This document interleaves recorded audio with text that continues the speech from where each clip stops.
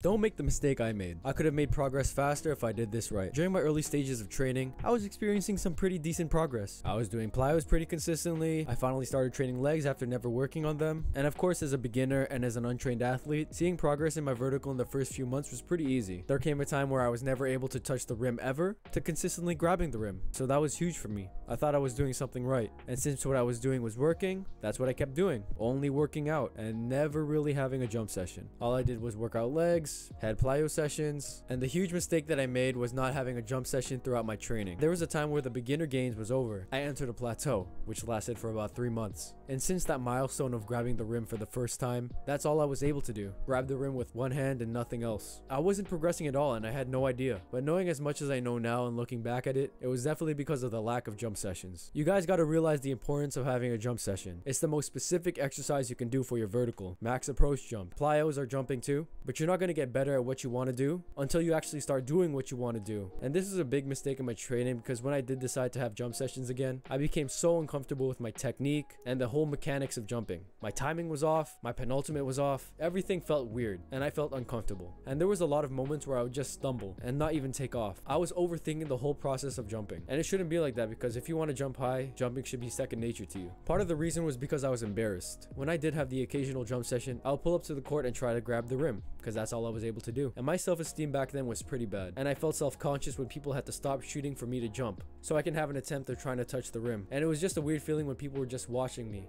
waiting for their turn to shoot, you know? And it was even worse when I would attempt to jump and not even grab the rim. I would miss it completely, and that killed my confidence. And confidence is a huge thing in anything, not just athletic training, not just in jumping, anything. So once your confidence is down, your performance slacks and you're just out of it. So when that happened, I would just cut the session short and I wouldn't even maximize my jump session. My driveway was the most comfortable place for me to jump because I was alone and I could adjust the rim size and gain confidence. But during my plateau, it was winter and the ground is covered in snow. So jumping on my driveway wasn't even an option from November 2021 to March of 2022. That's 5 months. So for that whole winter season, I barely had any jump sessions because of the lack of confidence I had. I didn't want to pull up to the court and embarrass myself. And that's why I made pretty much no progress during that time. But of course, once I realized that I needed to jump higher, I began to jump more. And that's after being in a plateau for months. It started to get warm outside in March, so that's when I was able to have my jump sessions outside, so I didn't have to worry about people watching me. And getting back to jumping was uncomfortable, but that's what you'd expect after not jumping for a long time. And those driveway sessions is what helped me get my confidence back. I started to get used to jumping maximally, started to get used to my penultimate, started to improve on my technique.